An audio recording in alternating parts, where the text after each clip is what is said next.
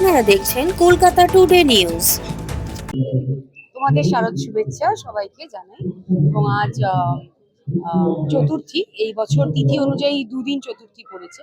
তো আমাদের ভালো, আমাদের পাওনা, যতদিন মাকে আমাদের পাশে কাছে রাখতে পারি সেটা আমাদের মানে উপরই পাওনা। সবাইকে শারদ শুভেচ্ছা জানাচ্ছি। এই 5টা দিনের জন্য আমরা সারা বছর অপেক্ষা করে থাকি এবং মাকে উদযাপন করব, মায়ের আরাধনা করব। যদিও বা একটু বৃষ্টির পূর্বাভাস আছে এই বছর অন্যান্য বছরের থেকে মানে রেকর্ড বেশি বৃষ্টি হয়েছে, কিন্তু ঠিক আছে, মা এসছেন, সেখানে আমাদেরকে সবাইকে প্যান্ডেল হপিংও করতে হবে, মায়ের প্রতিমা দর্শনও করতে হবে, মায়ের আরাধনাও করতে হবে, আনন্দ করতে হবে, মজাও করতে হবে, কারণ মা বছরের এই সময়টুকুই আসেন আমাদের কাছে। তো সবাইকে জানাচ্ছি শারদ শুভেচ্ছা, সবার পুজো ভালো কাটুক, সুন্দর কাটুক। কে বলেছে এখন বরানগরে অনেক বড় বড় পুজো হয়?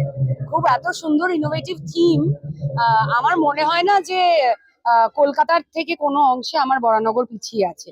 কারণ এখানে প্রত্যেকটা প্যান্ডেল যদি তোমরা ঘোরো, সেখানে থিম থেকে শুরু করে চিন্তা ভাবনা, শুধু তো প্যান্ডেল বড় বড় বাজেটের প্যান্ডেল করলেই হবে না, একটা মানে কি বলবো, একটা কনস্ট্রাকটিভ থিম সেখানে করা, একটা কি বলবো, মানে একটা মানে কারেন্ট, একটা যেটা মানুষজনের নিয়ে ভাববে, একটা প্রাসঙ্গিক থিম, চিন্তা ভাবনা, সেটা বরানগরে কিন্তু প্রত্যেকটা মণ্ডপে তোমরা পাবে। তো সেক্ষেত্রে আমার মনে হয় না বরানগর কোনো অংশে কলকাতা থেকে পিছিয়ে আছে। সেটা রেকর্ড ভিড় যা হয় বরানগরে, সেটাই বলে যে মানুষ, বরানগরের বাইরে থেকে প্রচুর মানুষ আসে। আমরা চাই সবার পুজো ভালো হোক।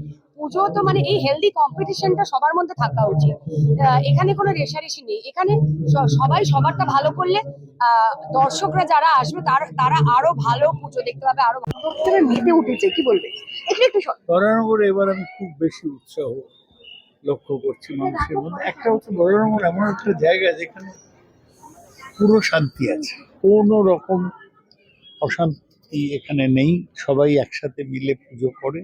এখানে খুব বড় বাজেটের পুজো নয়, কিন্তু প্রত্যেকটা পাড়ায় আলাদা করে সুন্দর পুজো হচ্ছে।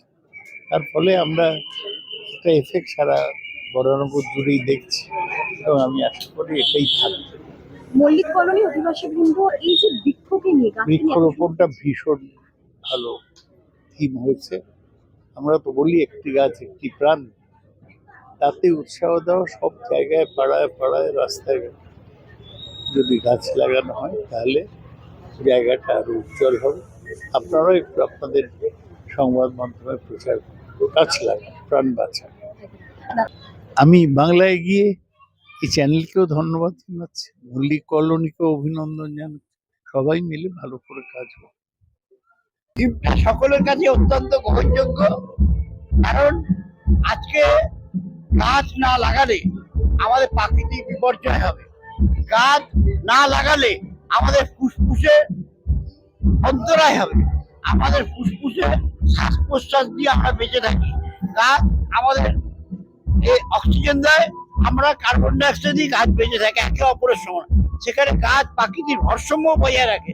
সেখানে যদি আমরা আজকের দিনে গাছ আমরা কেটে ফেলি, তাহলে আমরা আমাদের সর্বনাশ ডেকে আনছি। তার সেই মেসেজটা মানুষের কাছে পৌঁছাবার জন্য মল্লিক কলোনি পুজো কমিটি আজকে এই থিম এই পর্যায়ে করে মানুষকে এই বার্তাই দিতে চাইছি। আমরা এই বার্তাই দিতে চাইছি, দয়া করে রোজ দুটো গাছ লাগান, দয়া করে দুটো গাছ লাগান, আপনি বাঁচুন, অপরকে বাঁচান এবং গাছরাও বাঁচান। খুবই ভালো লাগছে। আমি সবার আগে যেটা বলতে চাই, বারবার বলছি, যেটা যে থিমটা আমার খুব ভালো লেগেছে।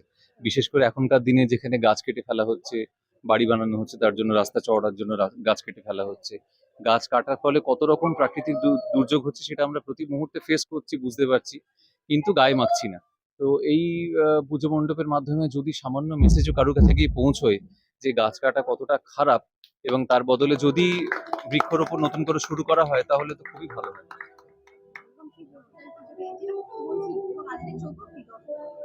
হ্যাঁ, পুজো তো শুরু হয়েই গেছে, আর কি বলবো। আমি তো রাস্তায় ঘাটে সব জায়গায় সকাল থেকে ঘুরছি, আমি তো দেখলাম যে প্রচুর ভিড়, লোকে মানে পুজো প্যান্ডেল দর্শন করতে বেরিয়ে পড়েছে।